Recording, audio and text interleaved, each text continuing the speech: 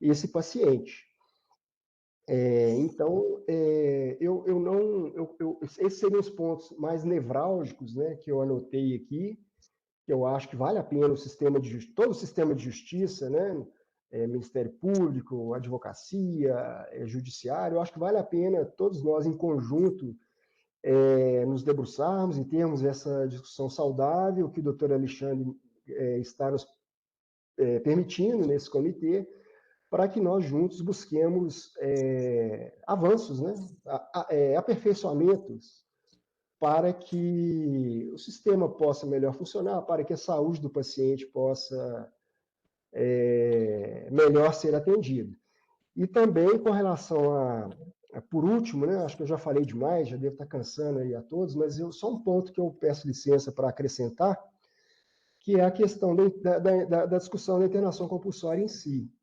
Né? E aí, o colega Luciano, que é o nosso coordenador do CAL, ele tem esse entendimento mesmo, que, ora, se nós já temos a internação involuntária, que independe de ordem judicial, basta ter um relatório médico indicativo da necessidade, mais o pedido de uma terceira pessoa, que normalmente é um familiar. Essa internação involuntária já pode acontecer. Então, qual seria a necessidade, qual seria o interesse processual em alguém judicializar esse pedido para que o judiciário determine a internação? Se tem um relatório médico, então, assim, realmente a gente fica... talvez seja uma incongruência do sistema legal, do sistema normativo, mas o fato é que a lei prevê a internação compulsória, então vamos lidar com ela, mas vamos lidar com ela com critérios, né? Ou seja, sem prazo judicial fixado, o prazo tem que ser clínico, com uma regulação adequada, com a alta hospitalar a critério do sistema de saúde, não do sistema de justiça. E, enfim, seriam esses os pontos que eu gostaria de salientar. E agradeço mais uma vez a possibilidade de participação e estou aqui também, continuo aqui à disposição para a gente debater esse tema tão importante. Muito obrigado a todos aí especialmente ao doutor Alexandre, pelo espaço e pela possibilidade de fala. Obrigado. Doutor Luiz Paulo, obrigado. Né? Vejo que na nossa turma da parede, né, como eu costumo dizer, tem 2 de mãos levantadas, né, e eu vou seguir a primazia de quem levantou a mão primeiro. Né? Eu deveria até pedir à colega, né, uma Flávia, que falasse antes do Renzo. Mas o Renzo está ali de mão até dormente de tanto tempo que ele está com a mão levantada. Mas como ele já me disse que está ok, né? Mas Flávia, fica você a palavra.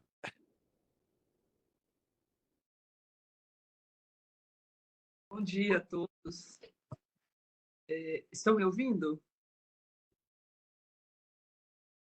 Quero cumprimentar o doutor Luciano, né, cumprimento todos os presentes, mas eu não poderia deixar, né, de cumprimentar o doutor Renzo, coincidentemente, nós dois aqui disputando o espaço do momento da fala, e há muito tempo que eu não o vejo, doutor Renzo. Um prazer estar aqui nesse momento com a sua presença também.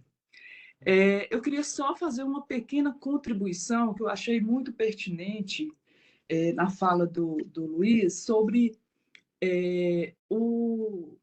a internação compulsória. Ela, uma vez com o mandado judicial,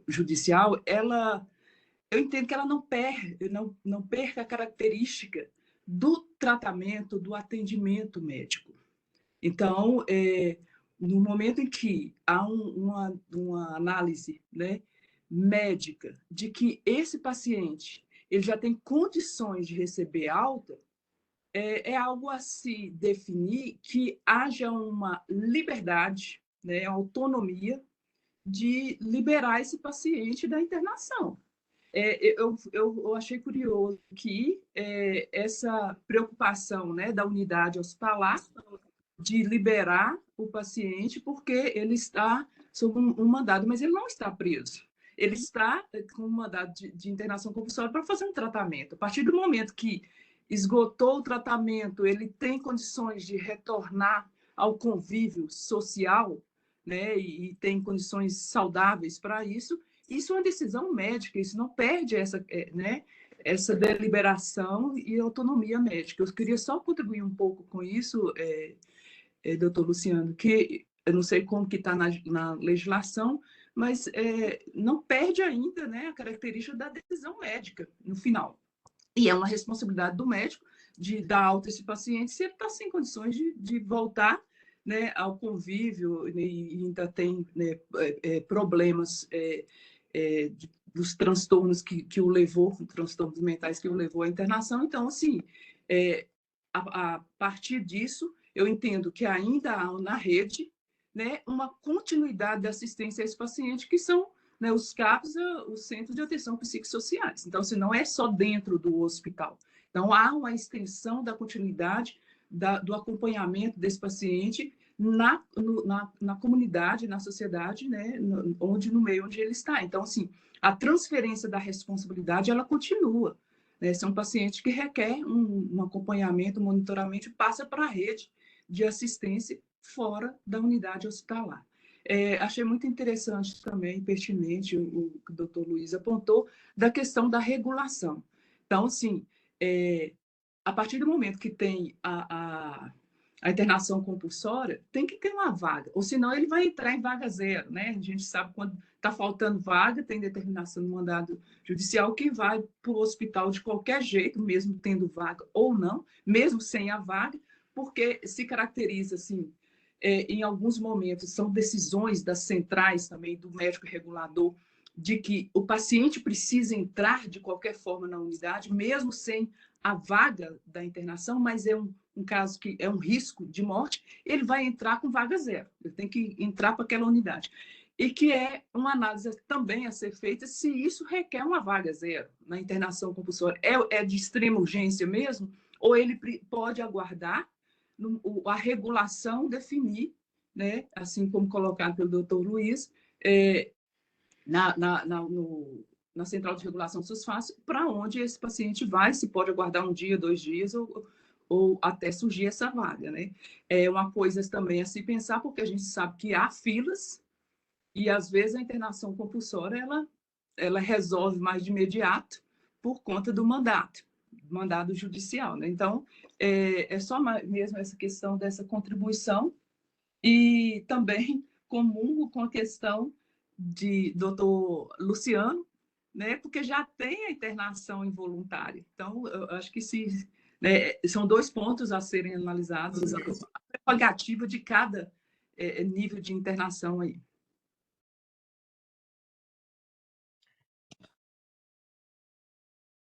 A doutora Maflávia terminou? Deu uma falha no final da fala? Ok, obrigado. Doutor Renzo. Bom dia mais uma vez a todas e a todos. Quero rapidamente aqui parabenizar os promotores de justiça envolvidos com a edição desse ato normativo, que me tranquiliza muito, porque eu já venho agindo com esse rigor há bastante tempo e já fui muito criticado, inclusive por membros do Ministério Público, por, às vezes, não deferir de imediato pedidos de internação, justamente preocupado com esse propósito, que, na verdade, é o propósito de reinserção pessoal, reinserção social da pessoa que está passando por esse tipo de situação. É uma pessoa adoecida que não pode ser segregada indefinidamente do convívio social. Então, hoje eu vendo a edição desse ato normativo, eu fico tranquilo de que realmente eu venho agindo da forma correta. Tenho 3 observações rápidas aqui, a título de sugestão para pensar. Primeiro seria com relação a um compartilhamento de responsabilidade com o médico. Eu penso que seria importante, talvez, avaliar a importância de se colocar um prazo para o médico, quando o médico fizer o laudo circunstanciado, ainda que esse tipo de situação seja extremamente incerta e seja muito difícil, às vezes, para o médico, no primeiro momento, definir um prazo, mas eu penso que é importante um compartilhamento de responsabilidade para uma eventual internação. Numa primeira hipótese, o médico dizer sugerir no laudo circunstanciado um prazo inicial ao fim do qual ele será reavaliado pelo próprio médico e pelo magistrado. Então, essa é a minha primeira sugestão, porque eu vi aqui que no artigo, se não me falha a memória, no artigo 2º fala, deve estar atestado em laudo médico circunstanciado que caracteriza os seus motivos. Então, eu penso que o prazo inicial, nesse caso, seria importante. Em segundo lugar, a questão da equipe multidisciplinar. Acho importante também avaliar a possibilidade, desembargador, de inserir, talvez, a própria iniciativa da equipe multidisciplinar da comarca. Porque, por exemplo, ontem mesmo eu recebo muito pedido de internação compulsória e ontem mesmo eu determinei, mesmo havendo uma atuação já do CAPS, eu determinei uma avaliação pelo setor psicossocial da minha comarca. Então, é importante também que se conste, talvez, essa possibilidade como forma de se trazer mais segurança para o magistrado também no momento de decidir, caso ele tenha dúvidas sobre a avaliação desse paciente. Eu, como lido também muito com a judicialização da saúde, eu deixo, veja, senhores, eu estou aqui apenas fazendo, obviamente, sugestões minhas, pessoais, de quem lida, de modo algum aqui tecendo qualquer tipo de crítica ao ato, que está primorosamente muito bem redigido, mas eu fico pensando se não seria o caso também de colocarmos, na parte em que se trata aqui no parágrafo 1º das internações, a possibilidade de se inserir um acréscimo dizendo evitando-se compra de vaga na rede privada.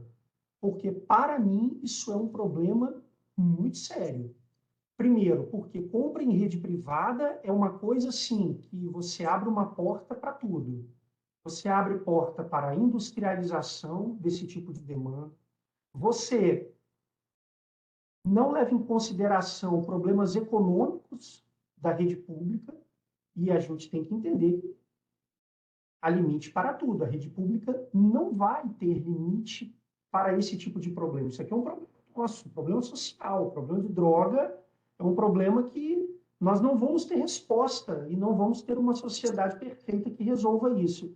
E fazer com que o município ou o Estado compre vaga na rede privada. E por que eu estou falando isso? Porque eu já vi várias petições iniciais da Defensoria Pública e do Ministério Público pedindo compra de vaga na rede privada e já vi várias decisões judiciais deferindo também. Então, isso é uma questão que talvez, se nós colocássemos no ato, poderíamos evitar, e me parece um problema muito sério. E o último ponto que eu deixo também, eu entendi a preocupação do Dr. Luiz Paulo, não consigo nem acreditar numa decisão judicial que tenha fixado um prazo de 2 anos de internação, mas eu deixo aqui como avaliação, porque eu vi que o ato aqui já menciona um prazo de internação, como se fosse uma sugestão para o magistrado aqui, no parágrafo 2º do artigo 3º, um prazo de 90 dias, ou seja, em tese, toda internação psiquiátrica involuntária para pessoas dependentes de droga perdurará apenas pelo tempo necessário à desintoxicação no prazo máximo de 90 dias. Porque, assim, eu acho que tem que ter o prazo na decisão judicial. Se tiver essa regulação aqui, como tem de 90 dias, eu não vejo como não ter um prazo fixado pela decisão judicial, ainda que menor. Porque também eu fico um pouco preocupado de o magistrado não fixar o prazo e essa situação ficar se perdurando, porque há um processo, eu penso um pouco do lado de cá, de nós que temos uma cobrança muito rígida por parte do Conselho Nacional de Justiça sobre o controle desses processos. E esse processo ele vai ficar pendente na Secretaria Judicial, com um prazo que não foi fixado pelo magistrado e, eventualmente, uma internação que pode ficar ali à mercê do controle do juiz, somente numa relação médico-paciente e família. Então, desde que se tenha esse prazo no ato de 90 dias como máximo de uma internação primeira, eu não vejo problema em um juiz, por exemplo, fixar um prazo menor de 45 dias, de 60 dias.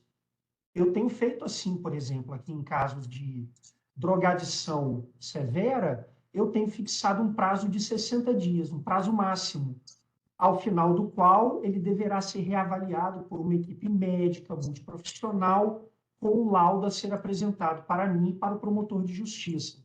Ou seja, eu estou me respaldando, eu não estou passando do prazo fixado em lei, e essa situação não foge ao controle judicial. É uma preocupação que eu tenho, mas que eu deixo para debate dos colegas que tão bem fizeram o ato. Muito obrigado pela paciência. Muito obrigado, doutor Renzo. Eu vejo que o doutor Luiz Roberto e o doutor Luiz Paulo estão ali de mãos levantadas. Mas, seguindo aqui, né, a nossa sequência, eu já tinha no presencial aqui 2 que não estão de mãos levantadas, mas já haviam levantado a mão, né? Então, eu peço, né, aos 2 amigos convidados né, que permitam, né, que o doutor Herman e o doutor Bruno, né, falem antes de eu devolver a palavra para os senhores. Né? Doutor Herman, por favor.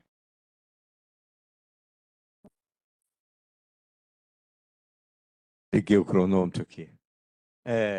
Só rapidamente,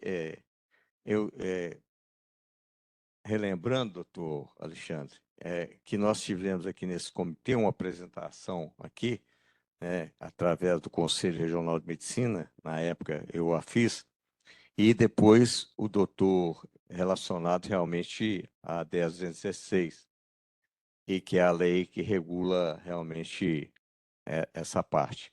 E depois o doutor Oswaldo Firmo, desembargador, nos convidou e nós participamos de várias reuniões lá no tribunal para a gente elencar e esclarecer algumas dúvidas. A primeira que tinha, se as internações compulsórias eram exclusivamente de caráter penal ou também de caráter civil. Então, nós fomos, inclusive, às origens da legislação, lá no Congresso, etc., etc. E agora o doutor Oswaldo pediu para que a gente recomeçasse essa nova discussão. E porque aqui, pelo que eu entendi, essa minuta ela é exclusiva de drogadição e de alcoolismo. E ela exclui, entre outras questões, as outras...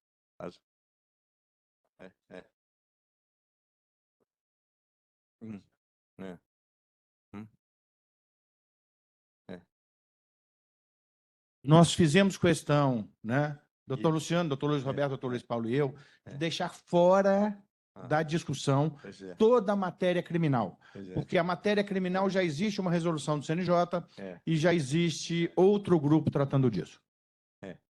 Eu acho que eu falar que eu já antecipou, né, que eu estou separando aqui aquelas ações restritivas à liberdade daqueles que são inimputáveis. Mas, de qualquer forma, dentro da própria norma, que a gente sabe que é a internação compulsória, lá no artigo 9º, né, que é indispensável que o juiz competente a faça. A minha colocação aqui é só relacionada, inclusive, a essas questões, sabe? Perguntando aqui, doutora Ana Kelly e doutor Oswaldo, a nossa magistrada de primeira instância, que foi para Matheus Leme, para Joatuba, que pertencia aqui ao nosso comitê, eu sempre, o nome é Doutora Karina. Hein? Doutora Karina. Doutora Karina, Então, nesse sentido, eu entendo que deveria ser revisto aqui, né, algumas questões que foram colocadas aqui pelos ilustres promotores, né, porque a 10.216 ela tem algumas lacunas que não se completam em relação à internação, né? Então, foi editada uma resolução do Conselho de Medicina, que é uma norma infralegal, que é a 2057, que nos seus artigos 29, 30 e 31 disciplinam como conduzir essas internações compulsórias. E elas vão ao encontro daquilo que está na norma legal. Ou seja, a internação compulsória não existe na 10.216, como esse paciente vai suspender essa internação. Então, ela disciplina que assim que o paciente tiver uma condição de alta, obrigatoriamente que o médico assistente faz um relatório e o diretor técnico encaminha ao magistrado para a liberação daquela internação, visto que ela veio de ordem judicial. E talvez fosse interessante, dentro dessa minuta, acrescentar aquelas condições médicas que existem. E isso porque que eu lembrei da doutora Karina. A doutora Karina estava com uma internação compulsória necessária e tinha dificuldade de vaga por falta de vaga e por a pessoa ser menor, de 17 anos. E os estabelecimentos não recebiam esses pacientes. Então, ela utilizou, dentro da sua decisão judicial, além da 10.216, os seus do artigo 31, que seriam os 5 comemorativos para que possa haver essa internação. Incapacidade grave de autocuidado, risco de vida, autorretrogressão, etc., etc., tal, e até risco, que é no caso desses pacientes, de agressão à ordem pública. Então, talvez a gente teria que reavaliar aqui, numa leitura rápida, né, esse parágrafo 3º do artigo 3º, que não deve manter internado paciente que tenha recebido alta médica, ou seja, a razão pela qual é desnecessária ordem judicial de desinternação. Eu tenho dificuldade, eu não sou operador de direito, possamos dizer que nós conselheiros, somos magistrados sem toga, né, que somos delegados, promotores e juízes, mas alguma coisa desse ponto de vista, no encaminhamento, a ordem final, certo? Ela tem que passar pelo magistrado, porque o médico não vai a liberar se não tiver já uma decisão que o magistrado tenha ciência e a interrompa.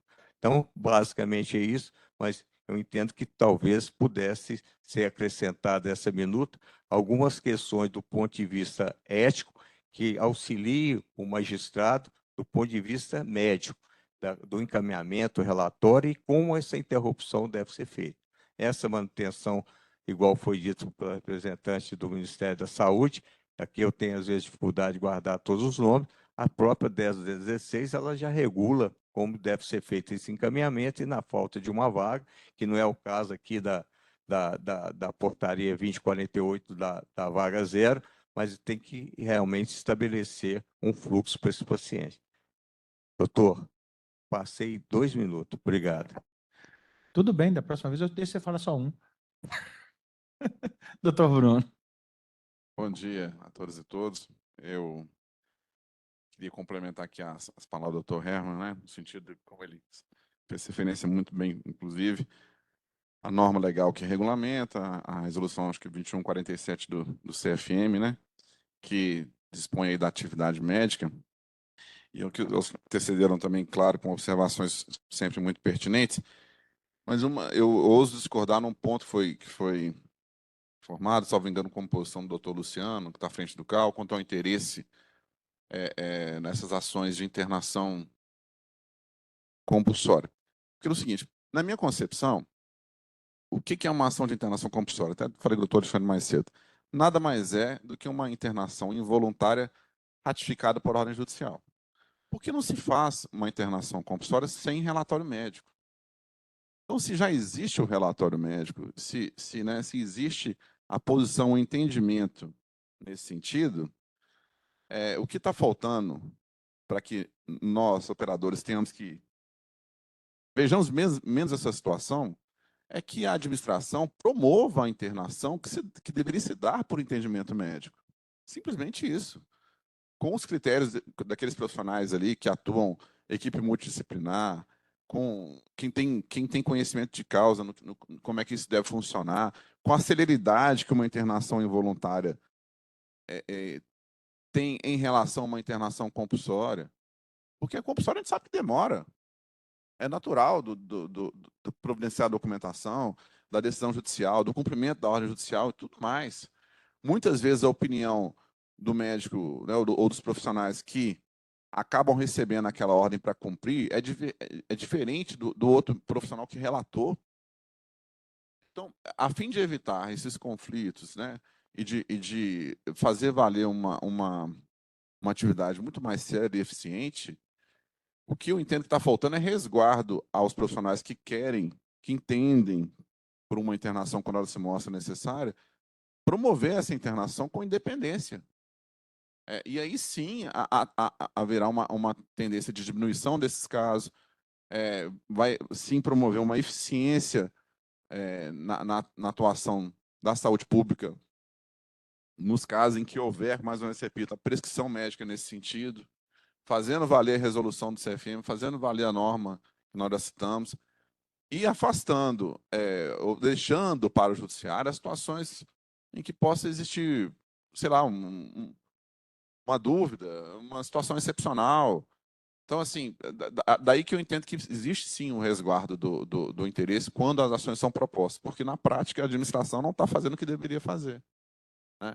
Seja porque existe esse fortalecimento da atividade antimanicomial, que todos nós concordamos, eu acredito, realmente é o melhor caminho, mas quando existe a opinião dos profissionais que são qualificados, capacitados, que têm contato com o caso concreto para fazer uma internação, deveria também ter o resguardo para que eles pudessem ter a liberdade, a tranquilidade de, no exercício da sua profissão, fazê-lo.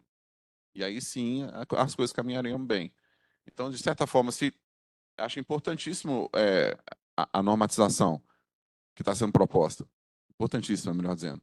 No entanto, a gente tem que também pensar num caminho para fortalecer a atividade dos profissionais que estão na linha de frente. É isso que eu queria expor. Obrigado. Obrigado, doutor Bruno. Doutor Luiz Roberto, passo-lhe a palavra. Obrigado, doutor Alexandre. Na esteira que acabou de colocar aí, de fato, a internação compulsória, ela deveria acontecer apenas quando nós tivéssemos 2 critérios básicos iniciais, que seria a falta de consentimento do paciente e a falta de consentimento familiar, né? Se o familiar também não concordasse e fosse o caso, de fato, de uma internação necessária, por N motivos, por risco a terceiros, risco a si próprio, a sociedade, e a internação involuntária não fosse possível por falta desse aval aí dos familiares. Mas nós sabemos que não é assim que acontece, né? Acontece de forma diferente. E dentro disso aí, eu queria informar o seguinte: nós sabemos que temos o SIAP, né? O SIAP, que é o Sistema de Registro de Comunicação de todas as internações involuntárias para o Ministério Público. Hoje o Ministério Público ele é comunicado de todas as internações involuntárias, eu recebo lá todas as informações de internações involuntárias, verifico o prazo, verifico o tempo que ele está lá internado, verifico a alta, quando se deu a alta, se está dentro do prazo, e se esse prazo se estende de forma significativa, a gente tenta ir apurar, verificar qual é a situação. Então, eu estava até sugerindo aqui, tentando escrever alguma coisa aqui para acrescentar, se for o caso, ainda vai discutir, que essas ordens judiciais, né, as internações compulsórias, também fizesse parte de um sistema à parte dentro do SIAP, dessas internações compulsórias, onde informasse lá, olha, fulano entrou internado compulsoriamente por ordem judicial, processo número tal. Porque aí eu consigo, na hora de olhar, eu pego esse processo, eu vou olhar lá no PJR, vou olhar no processo e dou uma olhada. E acompanho pelo menos, opa, tem 90 dias, tem 30 dias, tem tanto tempo, eu vou verificar, é o caso não, tem razoabilidade, é a situação, converso com a equipe médica, converso com o sistema. Porque hoje o que acontece comigo lá é o seguinte, as internações compulsórias, que extrapolam o prazo ou não são muito coerentes, ou faltam de um certo critério, eu só tomo conhecimento, às vezes, quando a equipe, a rede, me procura, me avisa, ou quando eu faço aquelas visitas e tomo conhecimento, quem é fulano? Não, ele está aqui, mas quanto tempo ele está aqui? Por quê? Aí eu vou procurar o processo, vou ter que procurar ver, e aí lá eu tento manifestar, vejo se é o caso de alta já tem muitas vezes, já tem alta, mas é aquela situação, o processo judicial é moroso, né? Não é culpa dos juízes, mas o processo é moroso mesmo. vai para a secretaria, vista para a parte lá, vista para outra parte, junta documento, aguarda-se laudo, oficia-se a rede para comunicar. Isso aí leva um prazo que é fácil, passa meses, né? Então, uma das sugestões aqui que eu estava tentando é incluir de uma forma separada no SIAP, que já, e o ano passado, o Ministério Público ampliou o SIAP de obrigatório para todo o estado de Minas Gerais, né? A comunicação das internações voluntárias hoje já é obrigatória em todo o estado de Minas Gerais, toda promotoria do interior tem essa função de receber essas informações. Então, é mais isso que eu concordo em tudo que já foi colocado e basicamente é isso, é dar notícia ao Ministério Público, né? Porque nem todas as ações do Ministério Público, pelo menos eu como na Promotoria de Saúde, eu não sou intimado, não sou notificado dessas ações. Basicamente era só isso. Obrigado a todos. Doutor Luiz Roberto, obrigado. Doutor Luiz Paulo, por favor. Bem, só para o doutor Renzo, ele externou aí uma preocupação com relação à compra de vagas, né, na rede privada. Eu compartilho com o doutor Renzo essa preocupação, né, e acrescento que vejo aqui na minha comarca de trabalho algumas situações em que interesses financeiros das clínicas em manter o paciente internado acaba, aparentemente, né, ensejando a, a emissão de relatórios médicos periódicos, apontando pela necessidade da manutenção de internação por prazos muito longos. Então, eu já me deparei com um caso aqui de paciente há 5 anos internado e com relatório dizendo que haveria agressividade e que a internação é necessária, e a gente passa a pé, que a cidade não é tão grande assim, né? A gente passa aqui próximo da clínica e tal, o cidadão transita pela rua e tal. Na verdade, ele está usando aquilo ali como a família paga aquilo ali para o cidadão ficar apartado mesmo da família, né? Então, realmente, essa utilização do serviço particular para suplementar lacunas do serviço público, ela deve ser vista com parcimônia. Mas, infelizmente, eu acho que em alguns casos pode ser um mal necessário, porque, por vezes, pode ser que o serviço público não tenha vaga e que seja necessária uma internação. Então, o Estado, como devedor, né, dessa obrigação de prestar o serviço de saúde, ele vai ser obrigado a comprar vaga, assim como acontece nos casos de urgência e emergência. Mas eu compartilho com o doutor Renzo essa preocupação, sim, com o uso indiscriminado da rede privada de saúde mental. A fala do doutor Herman eu achei muito interessante, né? A questão dessa portaria CFM, resolução CFM, acho que é 2147, que foi dito, até anotei aqui, mas eu acho que na internação compulsória, aí com muito respeito, né, eu peço licença aí para fazer essa ponderação ao doutor Herman, e também ao doutor que falou após ele, que eu infelizmente não consegui pegar o nome, mas eu acredito que qualquer tipo de internação, seja voluntária, involuntária ou compulsória, além de depender de um relatório médico circunstanciado, a alta dela também só deve depender desse mesmo laudo médico, da equipe assistente. Não pode depender de uma ordem judicial, porque o trâmite do sistema de justiça, e aqui eu falo não só do judiciário, estou falando do Ministério Público também, o trâmite judicial, infelizmente, não tem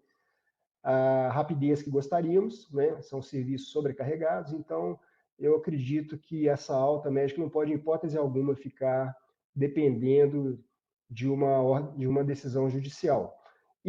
Mas também entendo, e aí me solidarizando aí ao doutor que falou após o doutor Herman, eu entendo dessa insegurança e dessa necessidade de darmos como é que se diz? Está me faltando a palavra aqui, gente. Para que esses profissionais trabalhem com segurança, então e, ao mesmo tempo que eles não precisem de uma ordem judicial para que o paciente seja colocado em alta, então que a ordem judicial inicial de internação já venha com essa ressalva de que, assim que a equipe assistente entender que o paciente está em condição de alta, então, para resguardar esse profissional da saúde, então que ele dê alta. Porque esse resguardo, eu entendo, ele está ali na ponta, sob pressão, né? Pressão de todos os lados, pressão do Conselho de Medicina, pressão do Judiciário, pressão do Ministério Público, pressão da família. Então, realmente é justo que ele tenha um resguardo, um respaldo na hora da alta. Mas eu acho que esse respaldo não pode ser do Judiciário, ou do Ministério Público, ou do Sistema de Justiça, no momento da alta, porque nós não conseguimos fazer isso a tempo. Então, com certeza, até que saia um pronunciamento judicial, muitas vezes o paciente vai ficar ali internado 30 dias, 60 dias, desnecessariamente. Então, talvez, quem sabe, no momento da decisão judicial, determinando a internação compulsória, a própria decisão judicial já devesse fazer, então, dizer expressamente que assim que a equipe médica assistente entender que seja o caso de alta, então que proceda a alta sem necessidade de uma ordem judicial, né? E por último, só com relação à internação compulsória, eu assim, entendi bem as colocações, né, respeitei bem, mas eu continuo compartilhando com o entendimento do Luciano, nosso colega coordenador do CAL, porque, veja bem, a Lei Paulo Delgado, Lei 10.216, diz que a internação compulsória, ela diz que a internação involuntária é aquela que se dá sem o consentimento do usuário e a pedido de terceiro. Então, esse terceiro, eu penso que não precisa de ser familiar. Então, se o próprio serviço de saúde indica a internação, o serviço de saúde já é esse terceiro, né? E aí, se precisar de judicializar para efetivar essa internação involuntária, eu penso que vai ser uma ação de obrigação de fazer para a efetivação da internação involuntária. Então, realmente, mas ela existe. O fato é esse. Acho que também não vale a pena a gente se estender demais por discussões acadêmicas, porque a lei prevê a internação compulsória. Então, ainda que haja haja uma incongruência do sistema, né? Eu acho que ela existe. Então, talvez não valha a pena a gente discutir como o próprio Luciano faz, né? Ele acha que há uma incongruência, mas já que ela existe, vamos tratar dela de uma forma razoável, de uma forma digna e funcional, né? Então, seriam essas as minhas colocações adicionais. Mais uma vez, obrigado aí pelo espaço. Obrigado, doutor Luiz Paulo. Né? Então, eu coloco a deliberação do comitê. Né? Doutor Kleber, por favor. Bom dia, doutor Alexandre, bom dia a todos. O que eu ia dizer, o doutor Paulo acabou, Luiz Paulo acabou dizendo que é essa preocupação, né, do doutor Herman, de que quando se tem uma decisão judicial, o médico fica constrangido, né, em dar ou não a alta, né, com medo de estar descumprindo, ou então, né, liberar um paciente sem que tenha uma contraordem. Como sugestão, né, eu acho que a recomendação poderia dizer que justamente, né, a decisão inicial de internação compulsória, né, ela poderia vir dizendo que a internação durará até a alta médica, né, alguma coisa assim, talvez com essa orientação recomendação, né, dirigida aos magistrados, né, e a mesmo aos promotores, né, ao pedir que a internação dure até a alta médica no prazo máximo legal, né, de 90 dias. É só uma sugestão para ser, né, pensada aí, né, para que isso já venha expresso, para que o magistrado então se oriente por ela. Apenas isso. Obrigado.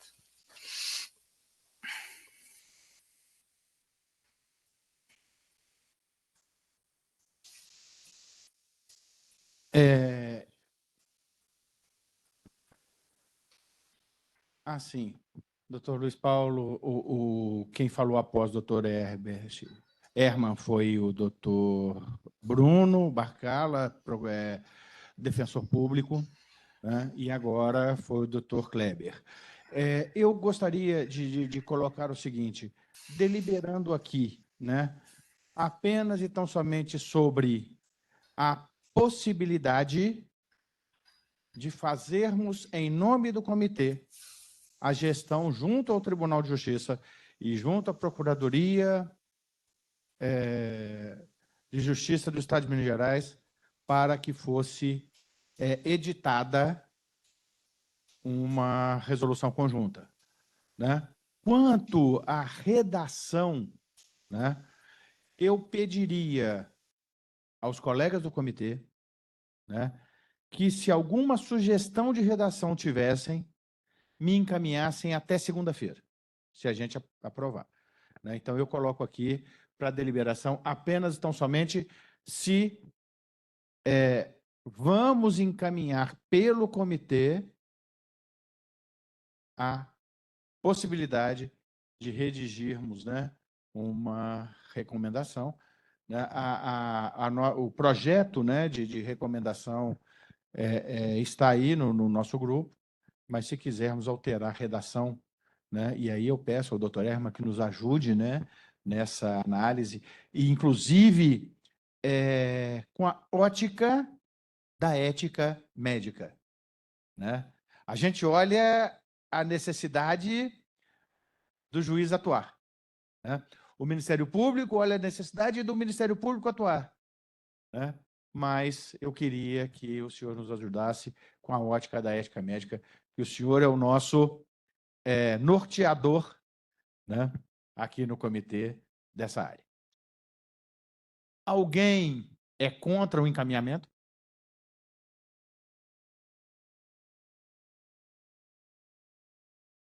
Se ninguém é contra, está aprovado. Nós vamos levar, então, em nome do comitê, né? Agradeço imensamente, né, a preocupação, né, e a provocação, né, do Ministério Público para que fizéssemos essa discussão, né? E agora passo para o nosso próximo tema, uma vez que já estamos passando um pouco do horário que eu previa, né, para tratarmos. Eu peço à doutora Adriana, né, que venha me acompanhar aqui, que agora nós vamos falar de um tema, para mim, até inicialmente era assustador, né, que é a inteligência artificial trabalhando em nosso favor. Bem, gente, aquele Natijú GPT, por favor. Não. É um outro, não veio, está no pendrive. Bom, então já começo a explicar, né? No Congresso do Conajus, foi apresentado pelo Tribunal de Justiça do Paraná o Natijú GPT, que é uma inteligência artificial generativa que nos auxiliaria na edição de notas técnicas. E, com base nisso, com base nessa... exatamente essa, compartilha para mim. Né, com base nessa apresentação dos colegas do Paraná, eu levei isso ao Tribunal de Justiça e o nosso presidente, então, me incumbiu de ir ao Paraná conhecer essa inteligência. Eu fui ao Paraná, conheci o Natijú GPT e, junto comigo, né, foram também um técnico da nossa TI, a doutora Marcela, juíza auxiliar da presidência, e talvez a mais importante membro desta comitiva, que foi a doutora Adriana, que é médica do nosso Natijú. O Natijú GPT é uma inteligência artificial que vem sendo ensinada. O pessoal da informática não gosta muito desse tema, não. Vem sendo ensinada para nos ajudar Não pode deixar aquela tela anterior. Né? E ela nos ajuda de que forma? Nós perguntamos e conversamos com ela, abrimos um diálogo com esse programa de computador. Eles me disseram que também não é um programa de computador, mas eu vou chamar assim, porque para mim é mais fácil, né? Para nos ajudar na análise. Mas eu, pessoalmente, acho que esse programa pode ser muito bom. Mas ele pode ser muito bom se usado e encaminhado por quem tenha conhecimento técnico, científico para fazer a pesquisa. Tá? Eu não posso, juiz, e vocês todos já sabem a minha opinião sobre isso, olha, eu não entendo nada de saúde. Eu não entendo nada de medicina. Quem entende de medicina é a doutora Erma. Quem entende de medicina é a doutora Adriana. Quem entende de medicina é a doutora Ilma. Quem entende de farmácia é a doutora Márcia. Ou o doutor Valtovânio. Eu não. Apesar de viver há mais de 30 anos em companhia de uma farmacêutica. Mas eu não entendo a patavina disso. Né? Então, quer dizer, eu vou levar essa pesquisa? Olha, talvez não. Então, talvez ele seja um excelente programa, uma excelente ferramenta na mão de quem sabe usá-la. Passa. Né? Essa inteligência artificial, ela vai nos ajudar, então, na expedição de notas técnicas, de pareceres técnicos, de comunicações técnicas e tudo com base em informações científicas que, como nós todos sabemos, um programa de computador, ele é programado, eles não gostam também muito dessa palavra, não, mas ele é programado por nós. Eu, mais cedo, na hora que chegávamos aqui, conversava com o doutor Erma e o doutor Ricardo, nosso querido amigo presidente do CRM, e eu dizia, olha, o meu medo da inteligência artificial é quem a programou. Né? Porque eu não sei quais foram os parâmetros que foram dados a esse programa de computador. Mas esse programa de inteligência eu achei interessante que ele tem, dentro da sua programação, relatórios do Conitec, a Rename, os PCDTs, né, e as notas técnicas do CNJ, do Grupo Nacional do CNJ. Nós pedimos algumas alterações, e aí a doutora Adriana vai nos explicar melhor para fazermos a apresentação. Então, quer dizer, ele já está municiado com essas situações. Só que tem uma coisa, como ela aprende, né? A inteligência artificial aprende, ela aprende o que você ensina a ela, né? Nós temos que tomar cuidado com o que nós vamos ensiná-la.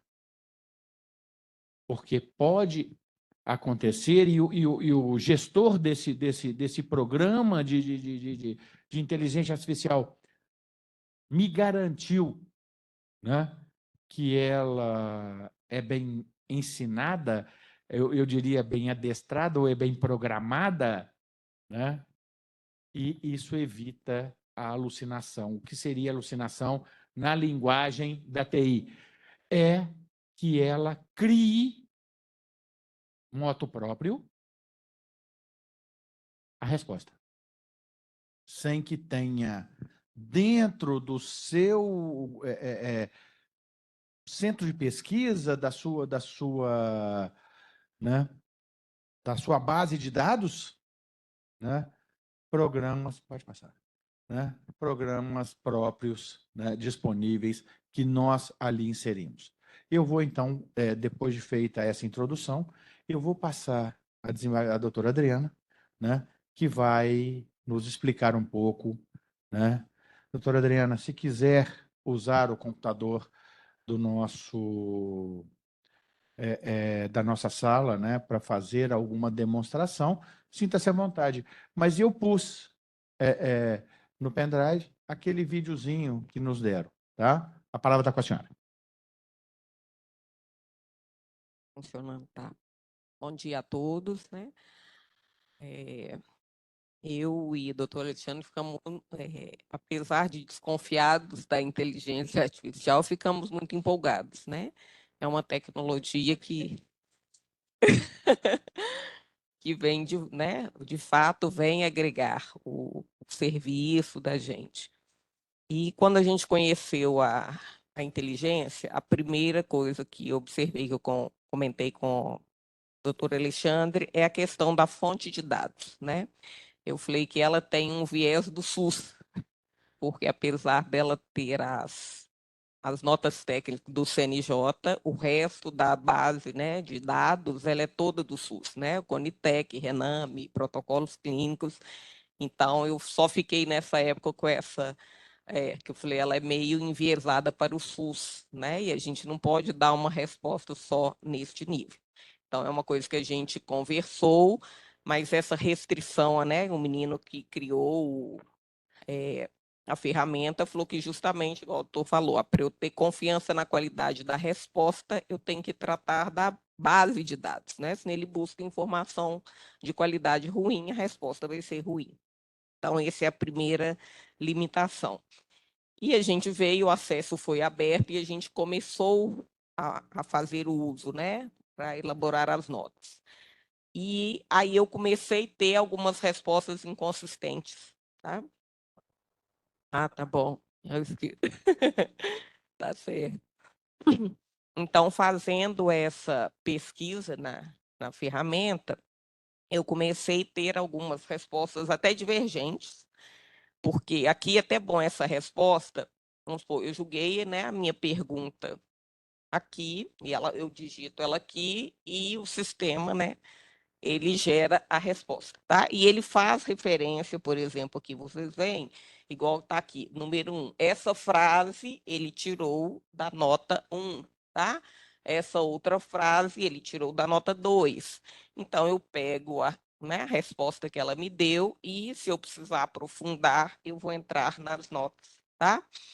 Só que o que aconteceu, que eu falei com ele, é isso. Eu fiz algumas pesquisas, por exemplo, de remédio, por exemplo, oxcarbazepina, tá?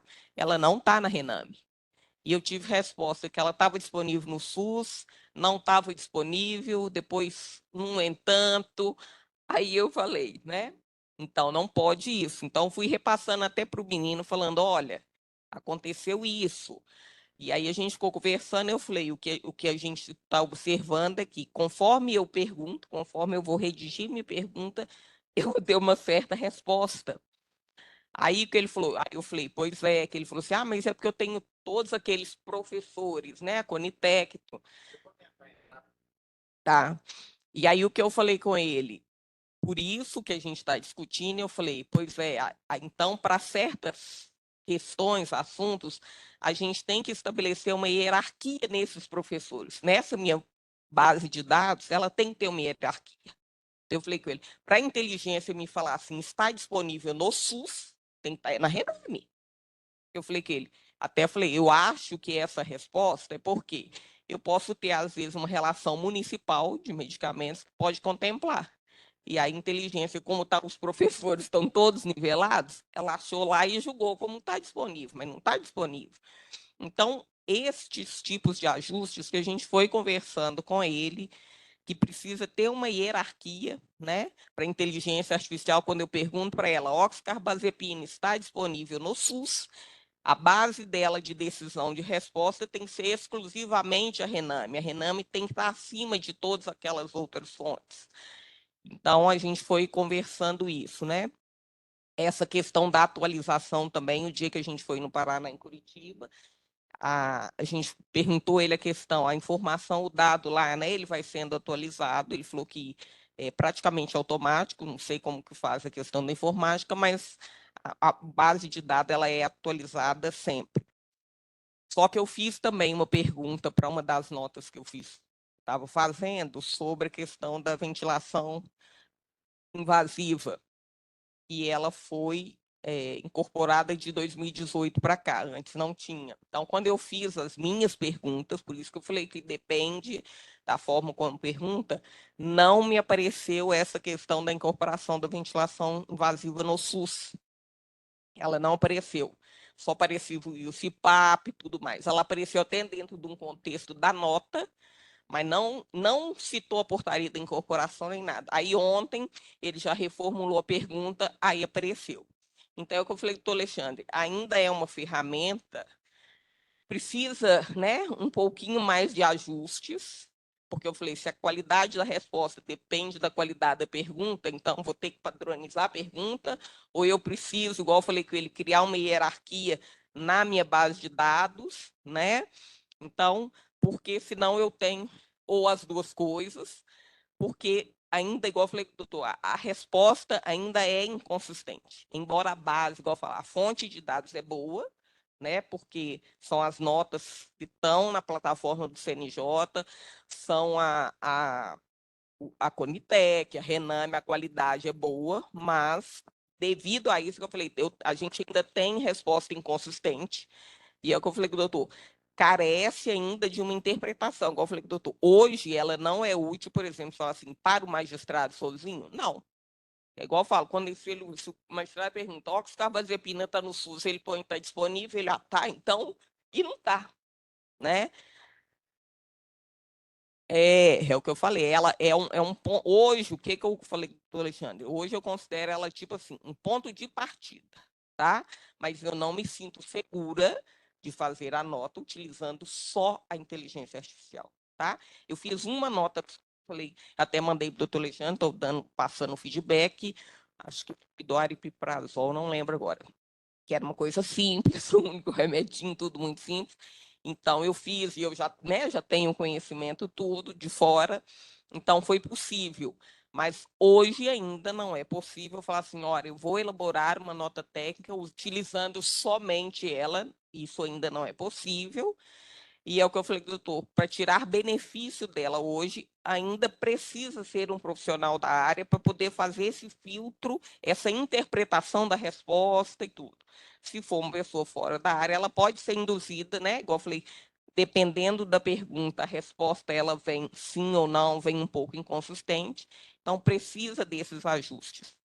E o que a gente sugeriu também depois, na questão da fonte de dados, de entrar com alguns guidelines, pelo menos os principais, os reconhecidos internacionalmente, para a gente não ficar restrito, igual eu falei, com o viés do SUS, né? Mas isso é tudo com o tempo de estar melhorando, né? A IMA está tentando ver se consegue entrar né, na plataforma e na ferramenta para a gente simular o uso aqui. Enquanto a gente tenta entrar na plataforma, e nós vamos, assim que entrarmos, né, nós vamos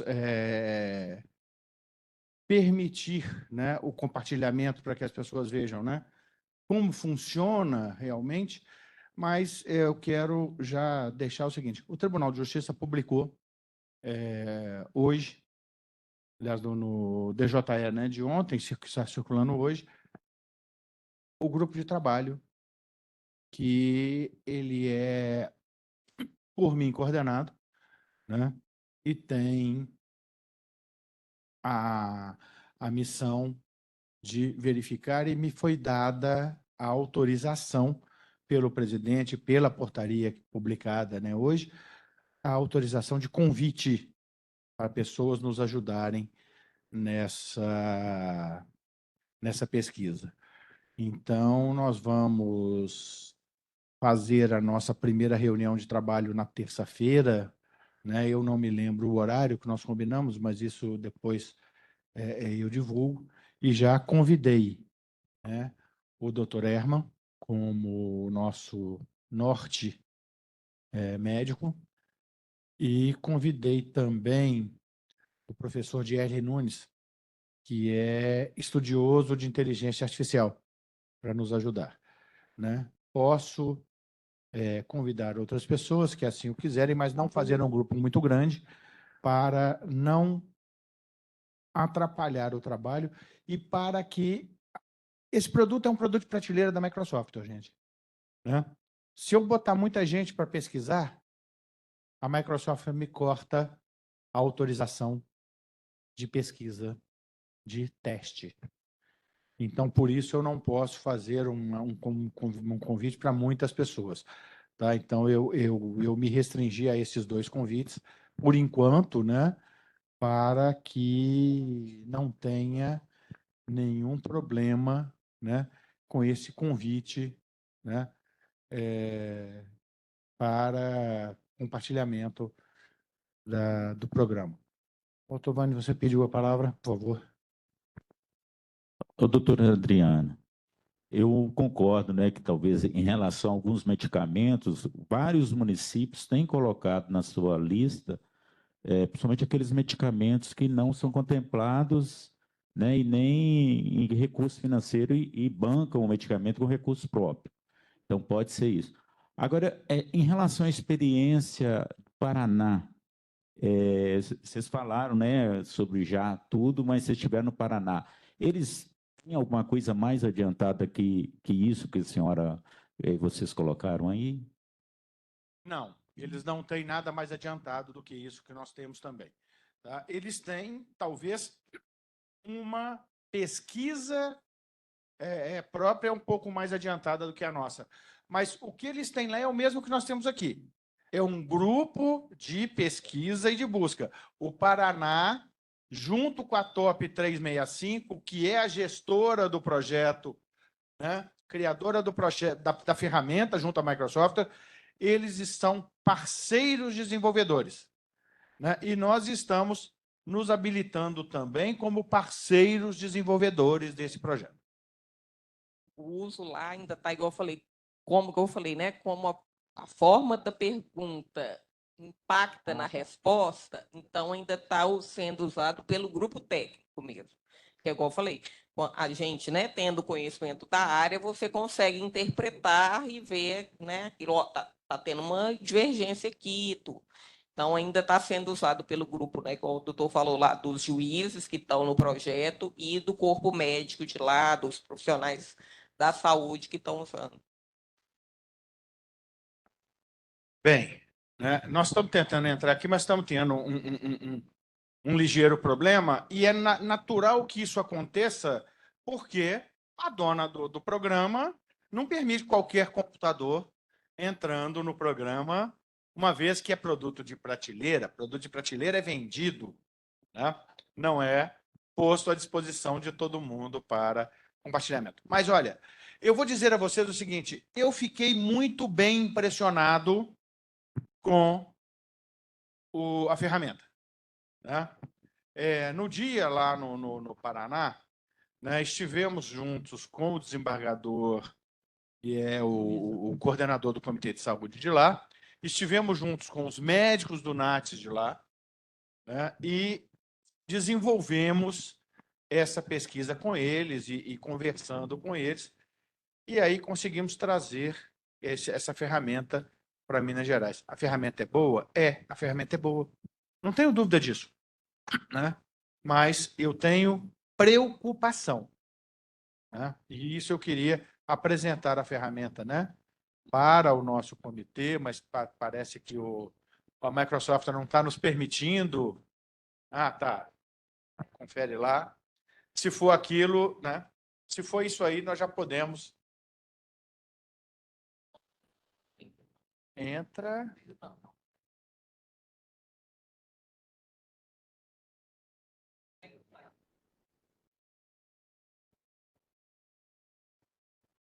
Ok, agora pode descongelar a tela, por favor.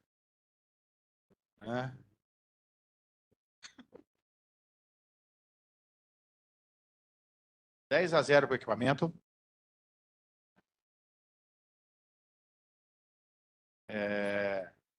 Nós vamos aqui simular, né, uma pesquisa para que os senhores tenham... Dá para descongelar por aqui?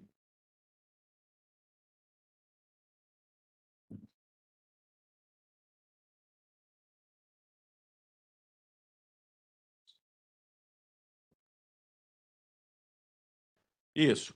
Agora eu queria que a gente conseguisse compartilhar essa tela com a internet. Então, nós vamos simular uma pesquisa, a doutora Adriana vai simular uma pesquisa. Já estamos na tela inicial do programa, né? E vamos começar a conversar com o nosso, a nossa ferramenta. Tá?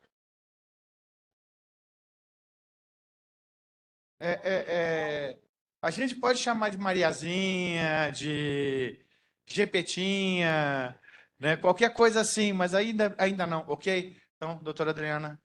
Né?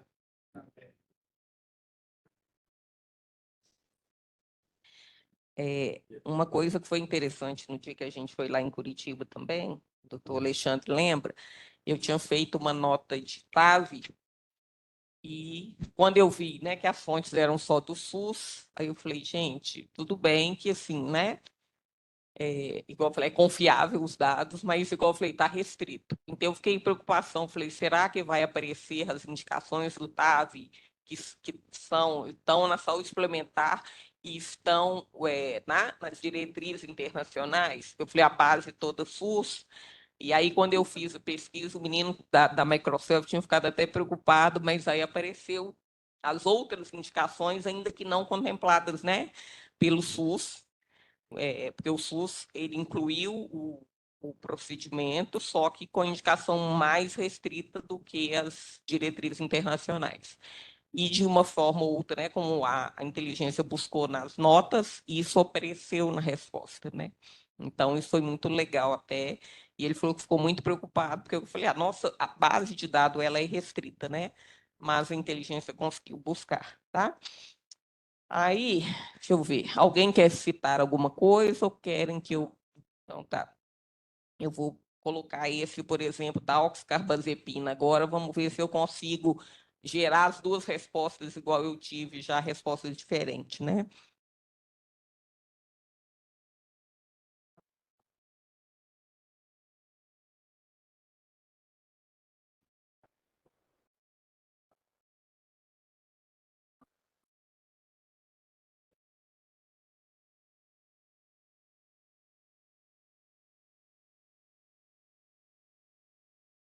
Doutora Fábia me perguntou ali se a base de dados seria diferente do Paraná para Minas Gerais. Não.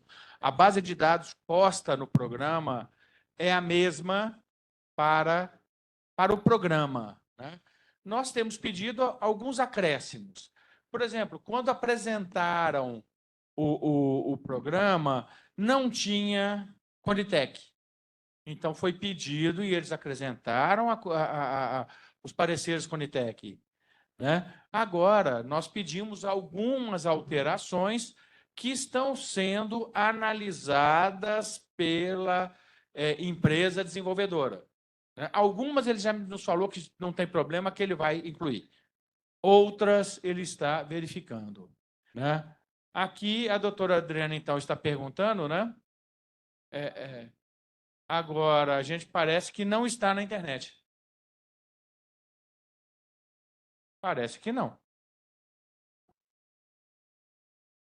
Ele não está pesquisando, né? A nossa inteligência está um pouco mais limitada do que a minha, a do computador.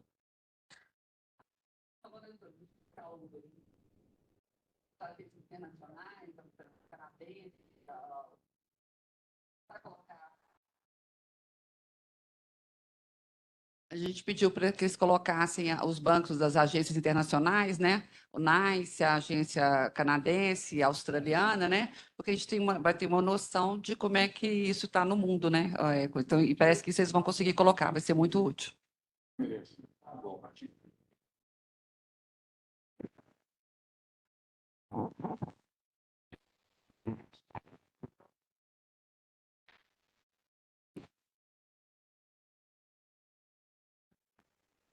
Bem, quanto às bases de dados internacionais, eu vou dizer a vocês que eu acho que são interessantes, são necessárias. Mas eu não vi muito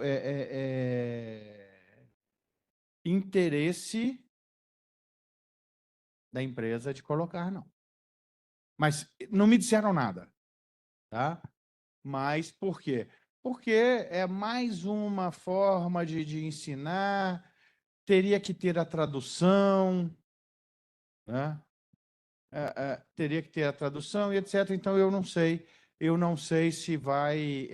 porque como é um produto de prateleira da Microsoft, ela vai ter que ter um tradutor. É porque no dia a dia a gente traduz, né? A gente entra, Mas você sabe inglês, põe no Google né? Tradutor. Né? E né? Isso pode ser um problema. Olha, vocês congelaram uma tela aí, se congelou Não, aqui não tem problema. Aqui, o problema é que ele esteja compartilhado. Né?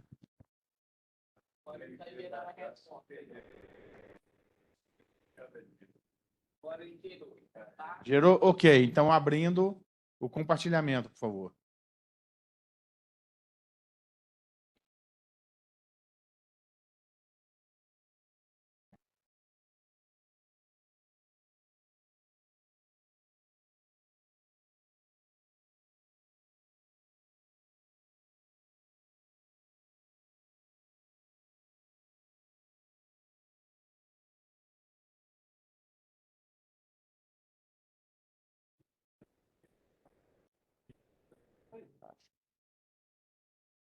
Direita, né? Não, acho que é essa. Acho que é essa aí. É essa aí. Foi a pesquisa de agora. Sim. Aqui, ó, igual... ela não está aparecendo. Como é que fala? No teste, doutor, a pergunta, ela, na hora de responder, que ela some, tá? Mas o que eu digitei foi aquilo. A oxcarbazepina está disponível no SUS? Tá? Essa foi a pergunta que eu digitei. No teste, a pergunta some depois. Então, veio, né, que a oxcarbazepina está disponível no SUS para o tratamento da epilepsia de forma geral. Tá? Ele cita o protocolo, né, fala o valproato, e, no entanto, o medicamento não está indicado neste protocolo, pois não possui vantagens terapêuticas em relação aos demais agentes. Está vendo que a resposta é confusa? Primeiro, que ela não está disponível, né? Porque, igual eu falo, para afirmar disponível no SUS é estar na Rename. Não está. Ela é uma das alternativas, né, de tratamento, mas na Rename ela não consta, tá? E depois ele faz essa observação, né, que o medicamento, no entanto, o medicamento não está indicado nesse protocolo e não possui vantagens. Ele deve ter buscado isso daí, né, falando da não incorporação, né, na comparação foi feita, então, por isso que eu falei, a resposta ela carece de interpretação ainda, tá? E ele faz a referência, né, das duas notas de onde ele buscou o conteúdo para gerar a resposta, e ele sugere algumas outras perguntas, está vendo? Quais são as opções de tratamento disponíveis no SUS para epilepsia, além do medicamento mencionado, né? Se existem outras opções genéricas, similares, e quais são as opções disponíveis no SUS, ou, aliás, aqui, para saúde suplementar, tá? Então, tá, que ele está fazendo referência, né? Ela traz. Só que no teste também ele está trazendo parte da nota, tá? Porque, igual eu falo, aqui é o ambiente de teste. Lá, o dia que a gente fez com o menino, ele abre a nota no conteúdo integral. Aqui ele está abrindo parte da nota. Mas é só para saber, assim, se a gente já tivesse, né, usando a ferramenta como no Paraná, a gente teria acesso à nota integral, tá? Mas aí é isso. Como ele faz a referência, eu venho e falo, se eu entrar nessa nota, eu ver o que está de fato sendo descrito. Então, eu venho aqui à direita e vou ver o conteúdo da nota, tá?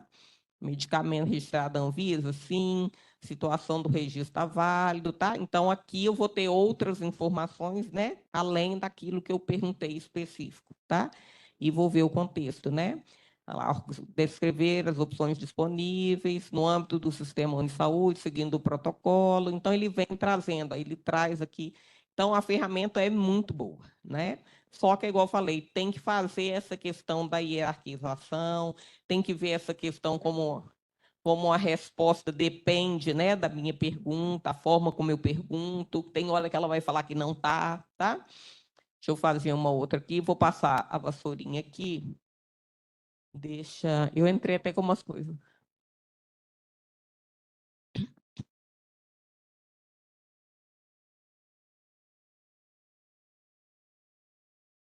Doutora, eu estou percebendo a preocupação, né, o nível de maturidade para esse acesso ao sistema, porque na medida em que se acessa, a base ela é construída.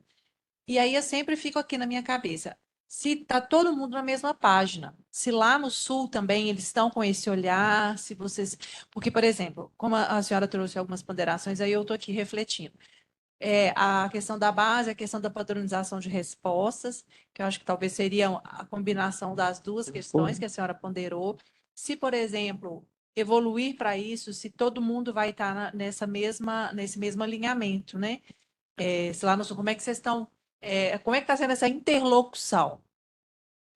É o que o doutor Alexandre falou, né? O Paraná foi o pioneiro de começar isso, né? E foi apresentado, o doutor Alexandre gostou, igual a gente falou, a ferramenta é muito boa. E a ideia, por isso que ontem eu conversando com o menino, teve uma hora que ele falou assim, como se fosse uma exigência da doutora Adriana. Eu falei, não. Eu falei, a ferramenta tem que atender a qualquer NATS no Espírito Santo, no Paraná, na Bahia, onde for. Então, o que a gente foi conversando, e por isso que eu falei que ainda está com os colegas, a reunião foi no fim da tarde. Hoje até eu falei com o doutor Alexandre, eu vou entrar em contato com a colega do Paraná também, né? Porque, igual eu falei com vocês, o uso lá ainda está sendo pelo corpo técnico também e pelo corpo que está desenvolvendo a ferramenta. Embora, o que ele deixou claro, igual o doutor Alexandre falou, o menino da Microsoft, assim, é uma ferramenta que está pronta lá. Né? A Microsoft pode estar disposta a ir fazendo esses ajustes, como pode não estar. Entendeu? Então, se a Microsoft estiver disposta a fazer os ajustes, igual eu falei com o doutor Alexandre, aí vai chegar um ponto que mesmo quem não é da área médica, técnica, né, o profissional da saúde vai ter condição de usar também. Do jeito que está hoje, ela é muito útil, mas para o corpo técnico. Sabe? Então, assim, como igual eu falei, é um produto já pronto, e a gente conversando com o menino, igual eu falei, é importante para ele da Microsoft, né? Saber disso, por isso que a gente passando o feedback. Aí é uma outra conversa, se vai ser possível fazer os ajustes ou não, que a gente vê. Porque, igual eu falei assim, ontem eu falei com o doutor Alexandre, hoje, se falar assim, como ela está, sem mexer em nada, ela é útil, mas para o corpo técnico. Tá? Por conta disso, igual eu te falei, né? Se eu não sou, pergunta que é oxcarbazepina, ela me fala que sim, mas não está no protocolo. Pensa você, se você é um juiz, está falando assim, mas tá, não está no protocolo, você ia ter mais dúvidas a partir disso, né? Adriana, talvez eu me preocupasse menos com essa situação de ser o corpo técnico ou não, porque a minha preocupação hoje é ela estar apta a ser usada pelo Natijus. Pelo Natijus, sim. Um corpo técnico. Sim, pelo Natijus, tá? Eu acho sim. que é bom que a gente frise isso. Sim, olha, sim. A preocupação do Tribunal de Justiça de Minas Gerais é trazer essa ferramenta para o corpo técnico e não para o advogado, não para o promotor e não para o juiz. Mas é para o corpo técnico do Natijus. Mesmo porque, né, a gente não pode, sem conhecimento técnico científico na área da medicina ou da farmacologia, fazer uma avaliação. Não, mas não é do uso não, mas do TAV, do uso mas não dos é MAB isso. da vida e etc. Não Tá? é Eu quero frisar aqui que nós estamos apresentando uma ferramenta para o corpo técnico e não para juiz, não para promotor e não para advogado. Não, mas é só porque o que eu falo assim, doutor, como, por exemplo, o juiz tem autonomia, por exemplo, de ir lá na biblioteca do CNJ ou na nossa biblioteca buscar uma nota, concorda? Né? Ele vai lá e, a partir da nota, se ele se sentir satisfeito até, ele vai fazer a decisão dele. Então, o que a gente está falando assim, a ferramenta ela seria um instrumento de facilitar a busca do juiz também. Pode ser, igual eu falo para o senhor, se fizer um ajuste, ela é uma ferramenta que vai facilitar ele a selecionar dentre as notas todas que tem na biblioteca do TJMG, de São Paulo, do Paraná, ou na plataforma nacional do CNJ. Então, a ferramenta ela vai ter a condição de fazer essa pesquisa e dar ele uma resposta mais objetiva. Só que hoje, agora a gente falou, como o produto que existe hoje, ele é apto para todos os NATJUs. É essa a questão. Não sei se eu consigo. Sim, né? Eu gostaria que continuasse Fazendo perguntas, sim. A gente precisa continuar fazendo perguntas para demonstrar como é que é o desenvolvimento do programa. Tá?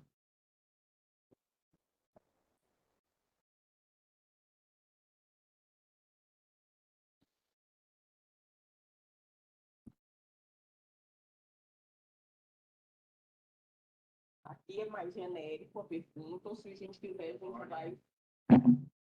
Aqui eu deixo a pergunta mais genérica, né? E se a gente quiser, a gente pode ser mais específico. Por exemplo, o procedimento está disponível no SUS para estenose aórtica, entendeu? Então, eu falei que a qualidade da resposta depende um pouco, né? Um pouquinho.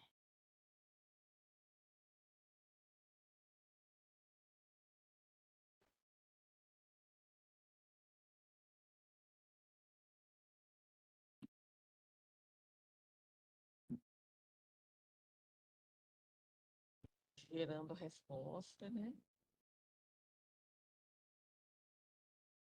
Aí ele veio igual, né? A gente falou, ele traz a resposta e ele faz as citações das notas, né? Ou da fonte onde ele extraiu, tá? Então, ele coloca, né, que sim, o procedimento, né, o TAV, que é o implante transcatéter da válvula aórtica, está disponível para o tratamento da estenose aórtica, de acordo com as informações das fontes tal, que ele cita, né? Houve um parecer favorável para a incorporação, ele vem descrevendo aqui.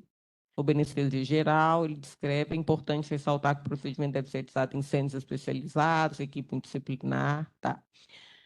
Aí, então, ele já Não me vem... limpa com a vassourinha, tá? Tá. Segue para a próxima pergunta. Isso que eu vou falar. Aí agora eu vou perguntar, por exemplo, quais os critérios, né, para a realização do TAV.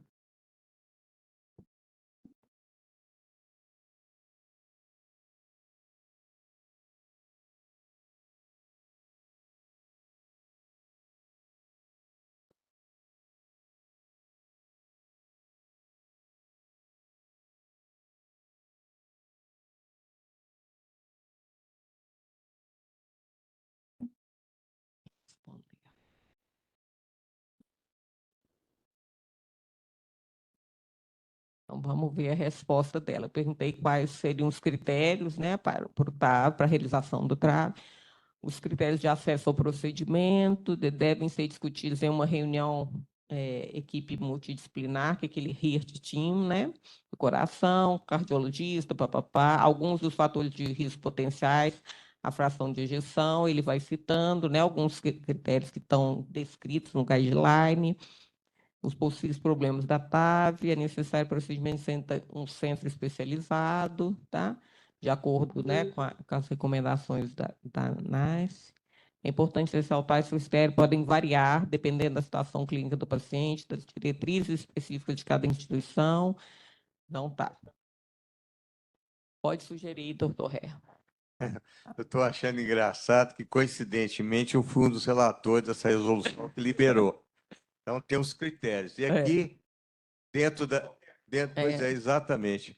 Existe alguma norma ética para a liberação da TAV? Porque, para mim, quando o ministro, que era presidente da Sociedade Brasileira de Cardiologia, o fez, ele liberou dentro do SUS. E ali, para mim, ainda não está claro que está liberado. Inclusive, aqui em Belo Horizonte, a gente tem 3 hospitais autorizados a realizar a TAV pelo SUS. Se é uma norma...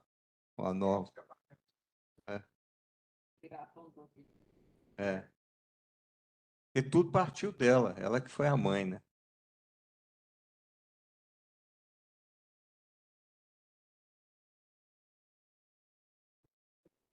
O rapaz falou, né, que depende da forma da gente perguntar e extrair, né? Tem uma informação também Tem uma nota da Conitec também que vai dizer que o TAV é aplicável somente para pacientes inoperáveis. Sim, sim. Parece que, assim, a resposta ela não está abordando isso. Então, há o risco também de se fazer a consulta genérica e vira essa resposta genérica, né? Sim, mas por isso que Renzo, isso, né, é aquilo, dentro daquilo que a gente está falando, olha, depende para o da corpo técnico, né, e aí os médicos que estiverem utilizando vão saber. Agora, vamos ver essa resposta que foi dada, né, ver se nela tem essa preocupação que você está externando. Sim. E o que acontece, igual eu falei, né? Que a resposta depende da minha pergunta, né? Eu tenho que ir aprofundando mesmo, né? Teve um dia que eu fui usando em casa, que o menino falou, o sistema alucinou, depois ele deu erro. Eu fui, né?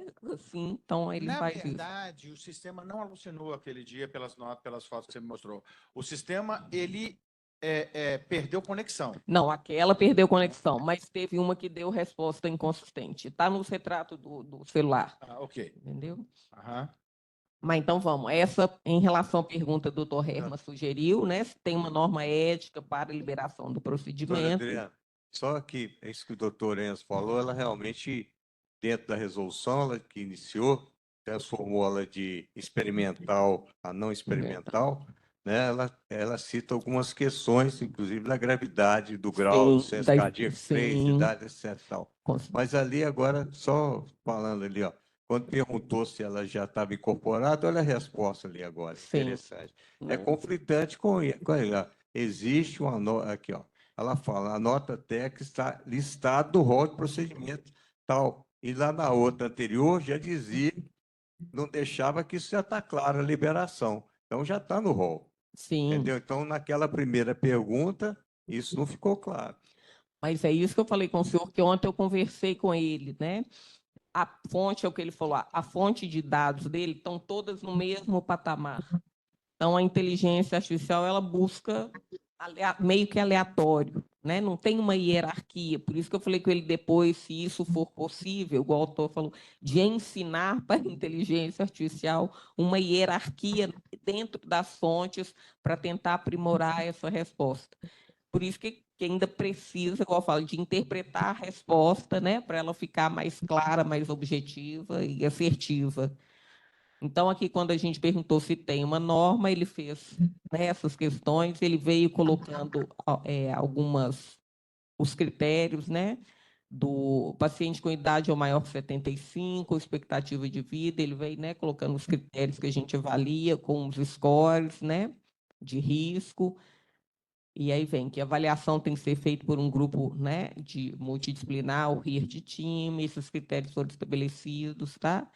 É uma opção terapêutica disponível, regulamentada para o tratamento, desde que atendidos os critérios de indicação estabelecidos, né?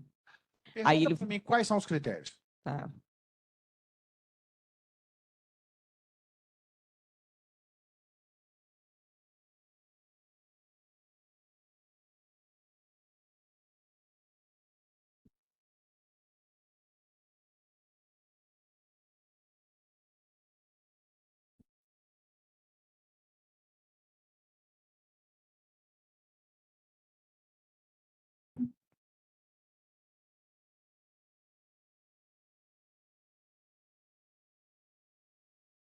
Vamos voltar lá.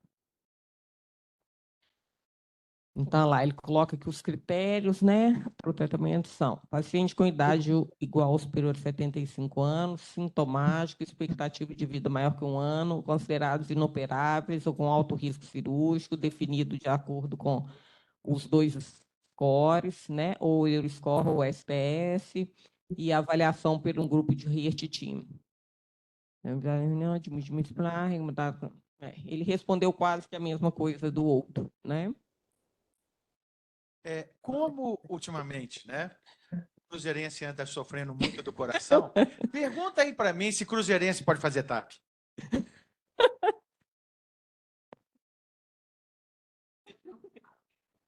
Vamos ver o que ele vai responder. Olha, gente,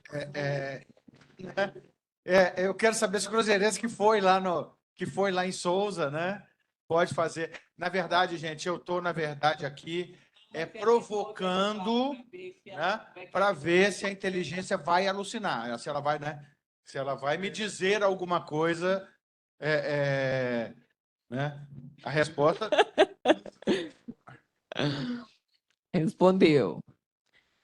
Aí ela vai trazer os critérios de novo lá. De acordo com as informações, os critérios para realização são a idade, os sintomas, a expectativa de vida, a condição de inoperável ou de alto risco, né? Avaliar. Então, nesse caso, o cruzeirense pode fazer o live. Você quer colocar... Se ela está disponível ou se é indicada? Como que você quer perguntar? Se risperidona está disponível para o tratamento do autismo. Pergunta na sequência aí mesmo, não passa vassourinha, não. Mesmo porque, gente, eu estou preocupado aqui agora com o nosso horário. Já são 12 horas, tá? Muita gente, por exemplo, né, eu já soube de gente que teve que sair, porque tinha que buscar menina em escola, né? Vamos ver se ele continua ou se ele diz que uma coisa foge da outra também, né? Não, ele continua, ele dá sequência. Isso aí pode mudar de assunto. Você mudou de assunto e ele aceita a mudança Ele de assunto. aceita a mudança Ok. de assunto. Olha lá. Perfeito, perfeito. Fim, a risperidona está disponível para o tratamento do autismo, de acordo com as informações da fonte 1 e 2, que é a nota, né? A gente teria que ir lá. É uma opção de tratamento medicamentoso, controle da agressividade no espectro autista, o protocolo clínico do comportamento, aí vem falando. Então, é isso. Pergunta absurda qualquer. Absurda qualquer. Na verdade, a minha intenção é receber, é provocar para que ela me diga não sei, para que ela me diga algo.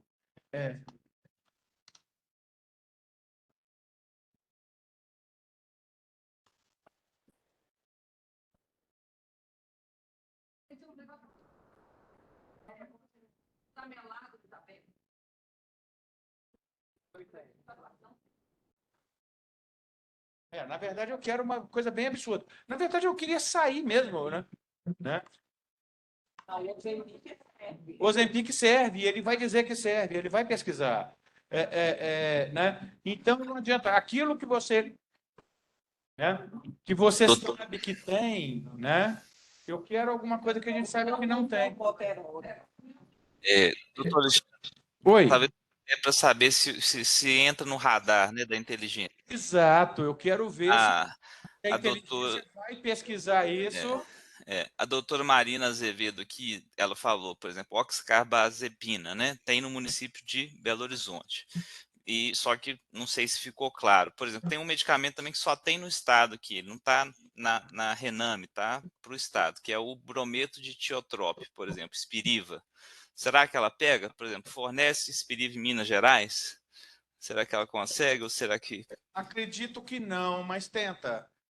Minas Gerais fornece Spiriva? Fornece, Não. Nós sabemos que fornece. Agora eu quero saber... Isso.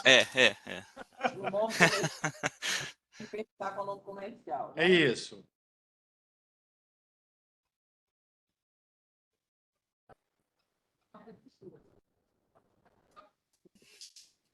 Eu perguntei a formoterol para diabetes também, ela colocou que na base não indica o formoterol para diabetes. Volta, vamos ver o que ela respondeu. Então, nós perguntamos do Spiriva em Minas, né? Isso. De acordo com as informações disponíveis da fonte, o medicamento Spiriva mais contém está indicado para o tratamento do DPOC. No entanto, não há informações específicas sobre a disponibilidade deste medicamento para tratamento de outras condições, como a diabetes. Agora, ela está dando sequência. Ele deu sequência à discussão recomenda-se consultar um médico especialista ou farmacêutico para obter informações atualizadas sobre a disponibilidade do medicamento Spiriva para o tratamento de diabetes em Minas Gerais. Quer dizer, ele já está recomendando, olha, eu não tenho essa informação. Não, eu quero que faz uma informação, uma pergunta totalmente fora da medicina, né? Onde fica a EGF, por exemplo? Eu quero forçá-lo até ela dizer, né? Não sei, ou que ela diga que fica, né? Ela tem a fonte de dados. Viu? A EGEP está localizada em Belo Horizonte, Minas Gerais. Desculpe, agora aqui, ó, sequência. Desculpe, mas não encontrei informações opcionais sobre... Então, quer dizer, então ela não criou. Ela tem em algum lugar essa informação, né? E agora ela não cria informação. Bom, gente, pode desligar, né? E voltamos para a tela. Pode parar o compartilhamento, né? Vai no parar lá em cima. Né?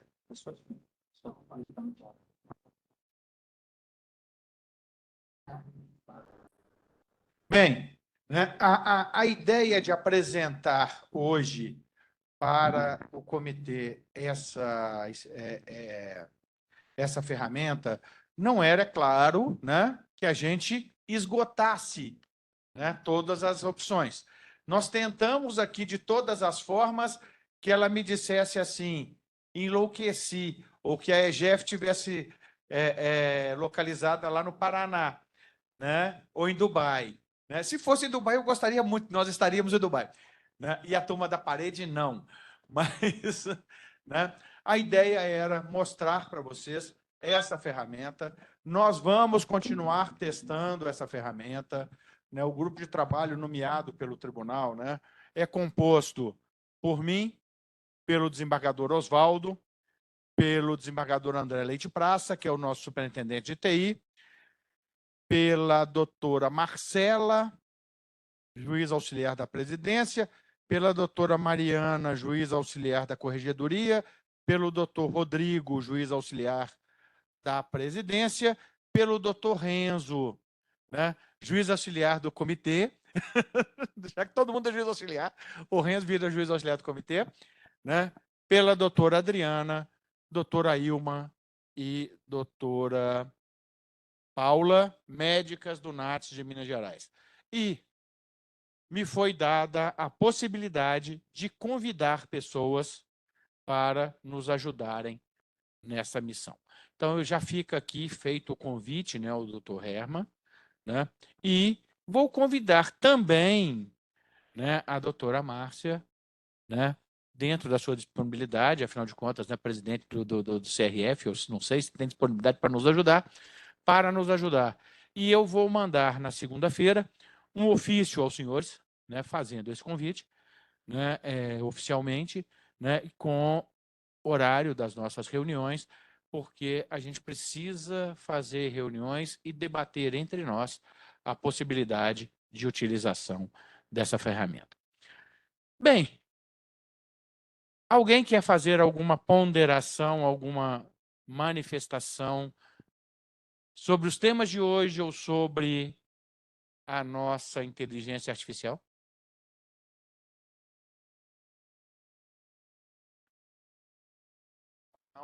Então... Muito rápido, doutor Alexandre, somente agradecer ao comitê, né, pelo encaminhamento de hoje em relação à recomendação conjunta. Doutor Alexandre, muito obrigada a todos e todas. Doutora Vanessa, obrigado. Eu gostaria de agradecer a todos, aqueles que já tiveram que nos deixar, aqueles que ficaram conosco até esse horário, né? Obrigado. Né?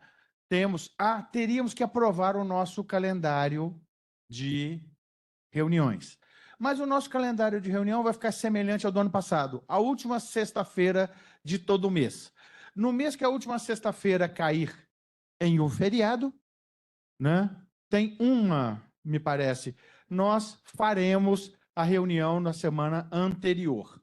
Ok? Eu mando no grupo do comitê, aliás, eu já mandei no grupo do comitê esse calendário, né, e se ninguém reclamar até nos próximos 3 minutos, como diz o doutor Herman, ele está aprovado. Obrigado a todos, valeu, gente. Mafê, Ana Kelly, Renzo, Cristiane, Isabela, Marina, Rafael,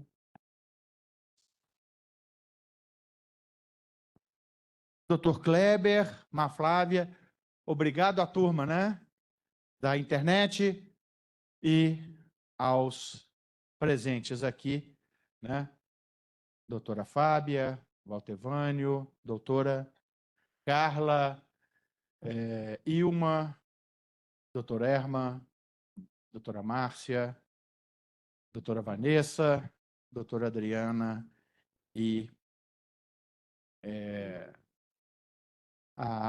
o meu braço direito, né, no comitê, que é a Luísa. E obrigado a todos, valeu. Pessoal, convido a todos para a gente fazer aquela foto tradicional de fim de reunião do comitê.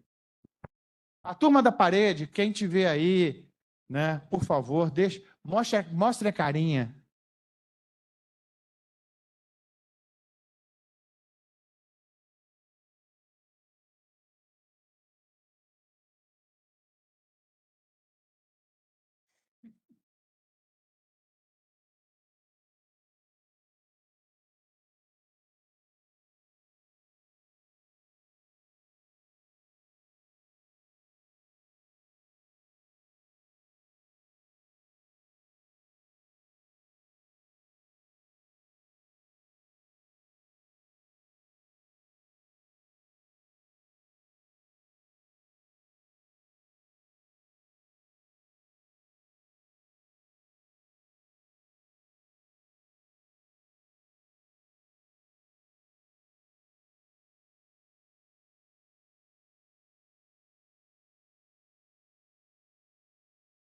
Antigamente essa foto era mais fácil, né? Que estava todo mundo aqui presencialmente.